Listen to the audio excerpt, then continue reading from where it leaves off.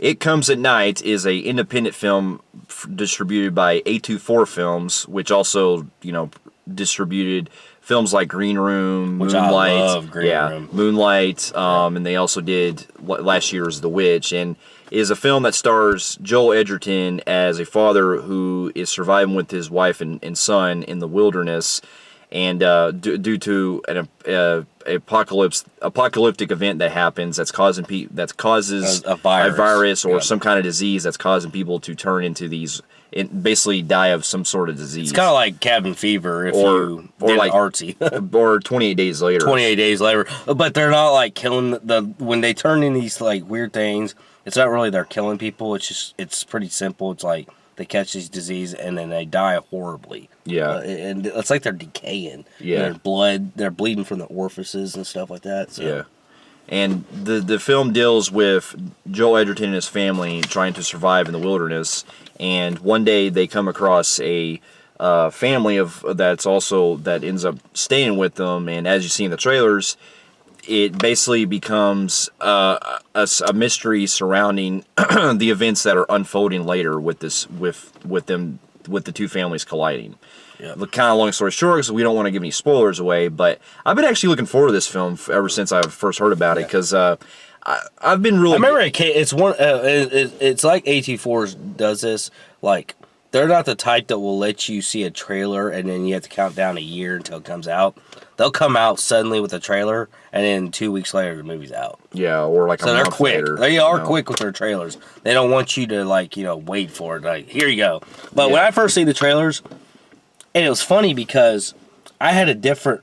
It was totally different from what I watched, because I actually assumed that it was going to be something it was killing them out in the woods, like kind of like Evil Dead-ish, or like a creature like off of maybe something like kind of like the Village-ish type movie. Yeah. And I thought they were all camping there or something, like like a slasher movie. Yeah. That's what I kind of felt, but then in the end, A24, it can't be that simple. Yeah. So this film is one of those movies that's been getting quite the buzz lately since it's come out.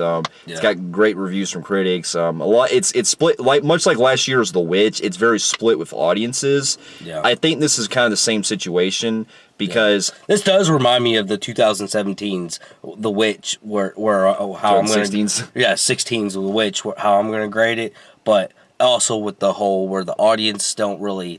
Some don't like it. A lot of artsy fans, A24 fans. This is a movie, basically, A24 fans are probably going to fucking 10 out of 10 in this motherfucker. But as regular moviegoers, I could see people, especially a lot of people with, like, they're more into box office type movies, they're going to really probably not like this movie. Yeah. It's not. This is a movie that's not for everybody, and you kind of need to be a little bit on the right mindset to see this film. Yeah, because if you don't see, if you're really for, I'm ready for a popcorn, I'm ready to get fucking like hell. I don't see that movie being this type movie. Yeah.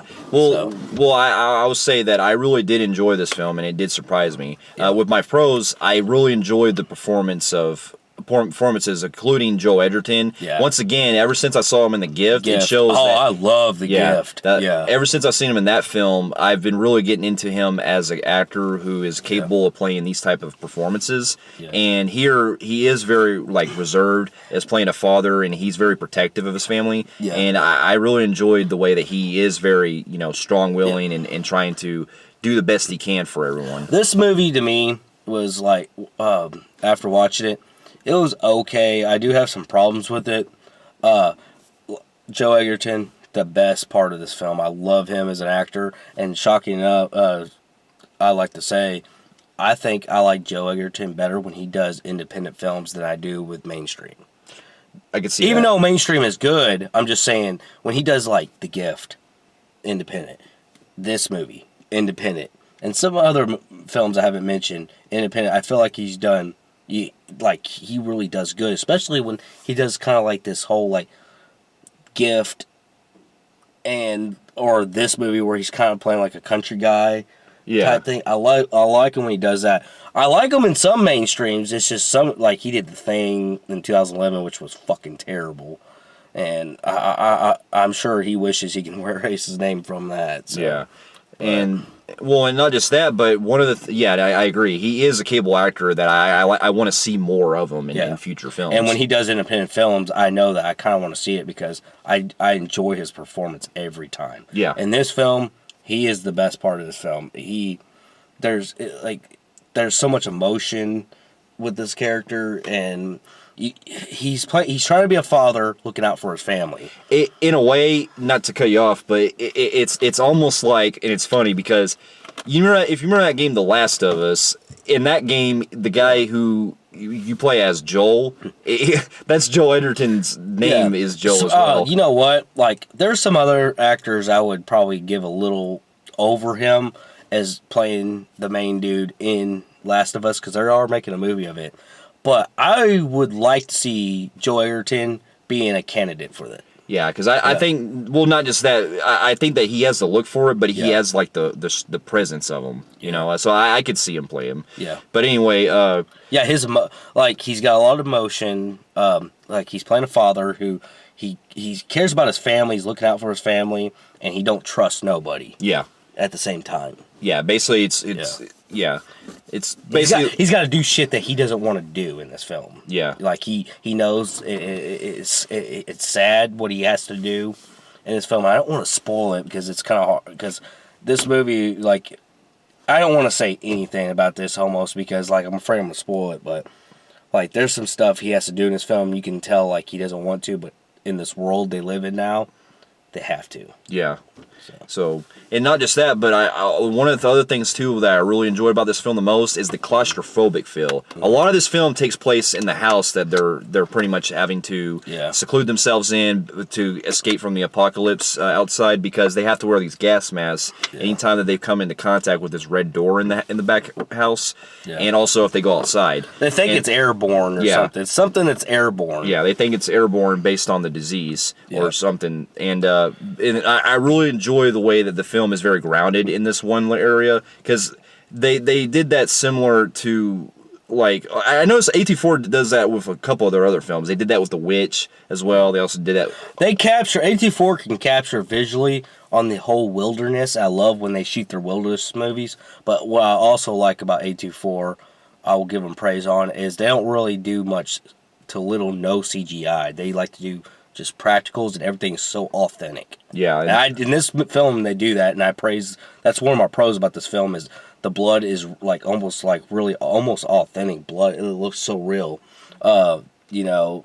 And the fire that they use in this, because keep in mind, we've seen Baywatch today, and that was the worst fucking... You know, that was CGI fire. Yeah. This one, I just love how they don't need CGI to use shit. Well, because you gotta understand, too, they're a lot more craftier when it comes to films, and they try to take their time trying to look as real as possible. Yeah, and that's what I really liked about it. And with this one, it is very shot well, too, with the way they capture in the forest and the very, like, bleak wilderness and everything. It's very fascinating. Not just that, but one of the things that really gets me into this film the most is the psychological approach they do, because a lot of majority of it, it's very suspenseful with how a lot of the things unfold later. You're kind of wondering how this apocalypse is starting and everything, and you're really not too sure if characters are either telling the truth or if they're lying. I do like the psychological approach. Yeah, now that you bring it up, I do.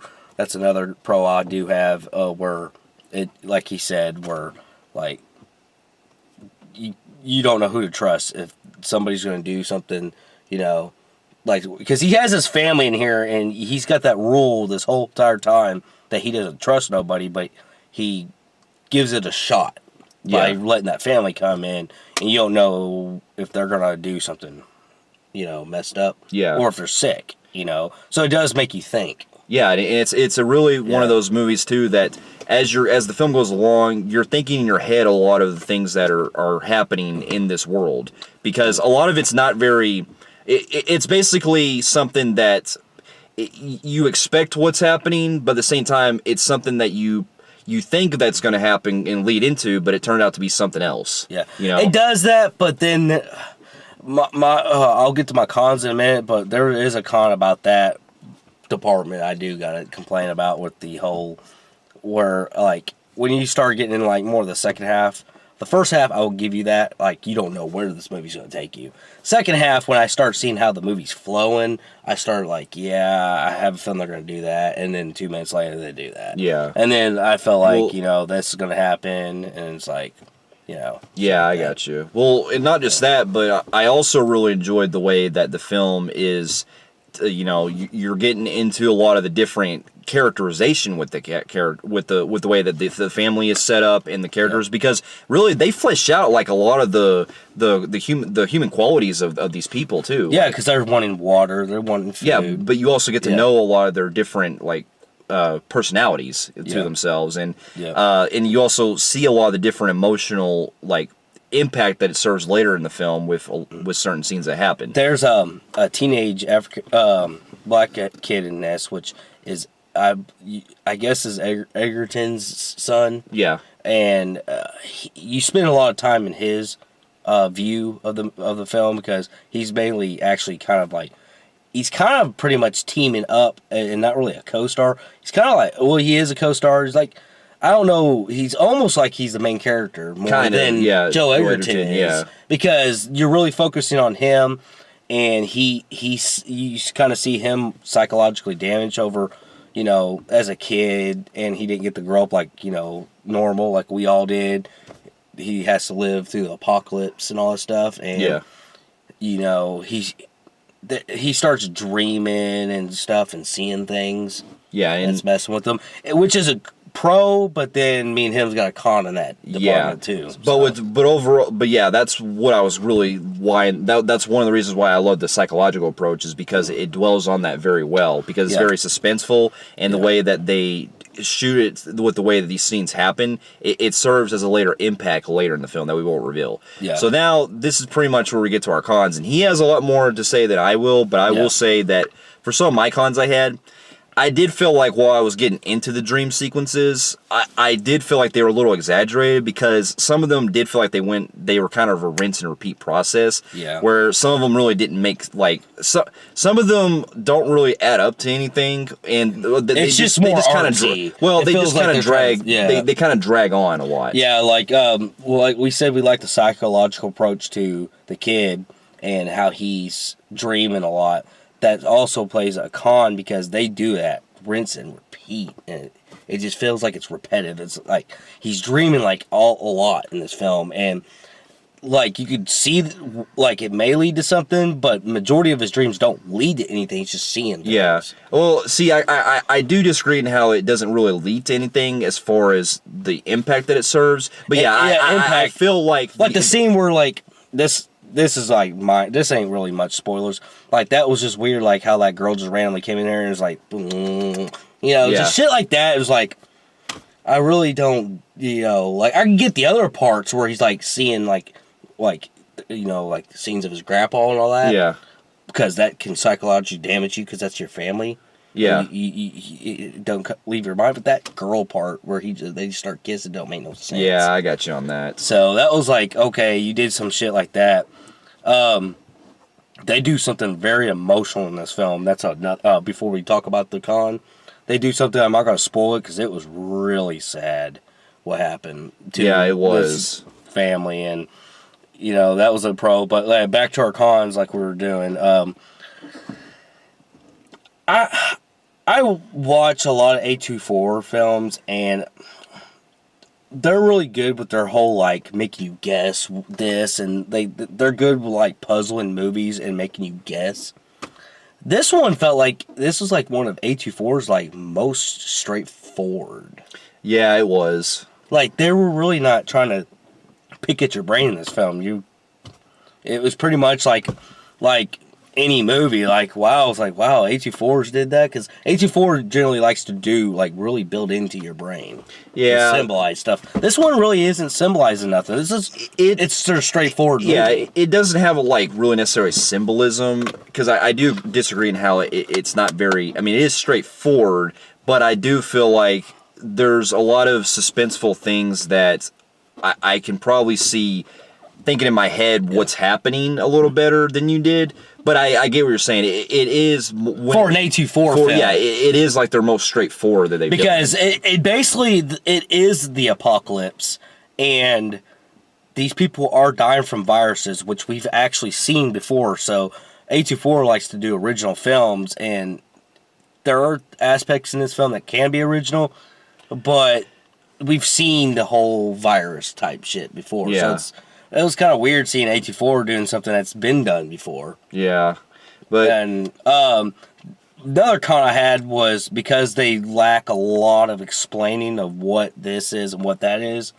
This movie was really short. yeah, I will say that the film could have dwelled more on like They could have added. they could have in my added opinion, more 20 to minutes. it. What else that like the actual like the actual events are happening better with, because it did feel like it was cut short. Yeah. But I get its ambiguity. I just felt like it should have went on longer. Yeah.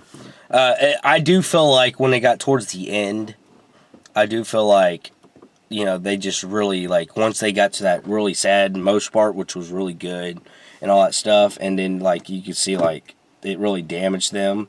And then they just went quick with the ending. I was like, whoa, Yeah. This movie was really short because we went in there at 4 o'clock and we were out by 5:23, making this barely an hour and a half movie. It was a little over an hour and a half. Yeah, but it didn't even feel like an hour and a half. It was so quick. I felt like because this movie had a shitload of trailers. I felt like the trailers was like a whole long movie compared to this. yeah. Because the movie just went, like, once the movie started, it was like, boom, boom. It was, like, really... At times, I felt like it did drag a little bit. Yeah, I did have some pacing issues, like Yeah. I discussed earlier with, but other than, like, the whole adding on to it and maybe could have dwelled more on the like, story involving the dreams Yeah. a little better, cutting it short, I did feel like I was still with the film, and I still was invested in what was happening, and it did made me feel like I was thinking more about it after I saw it, and so with that, I did enjoy this film more than he did, but I still get why this isn't necessarily going to appeal to everyone. Yeah, and you gotta be really in the mindset. I feel like I need to see this a couple more times to, like, pick up a little odds and ends of things. Yeah. Like, you have to with A24 films. I feel like you have to watch them more than once. Yeah. To just, kind of see if there's something you're missing. But this is like one of those movies, like, I'm glad I've seen it. I am glad I watched it. But it's one of those films that if I didn't see it again, okay, I don't really care type I got films. you. Like, but it wasn't horrible. It was not bad. This is going to be something that's not going to make on any of my list. I'm glad I've seen it. So. Yeah, I did enjoy this, and with that, even with those two flaws that did kind of bring it down for me, I am gonna basically give this a 7.5 out of 10. Yeah, I'm gonna go actually surprisingly a lot lower than him. I'm gonna give it a 5.5 out of 10. Fair enough. Well, for those of you who have also watched It Comes at Night, so comment below on what you guys thought of it, and if you like what you see here, you can check out more of our reviews here, and we'll be seeing you in our next one. We'll see you later. See ya.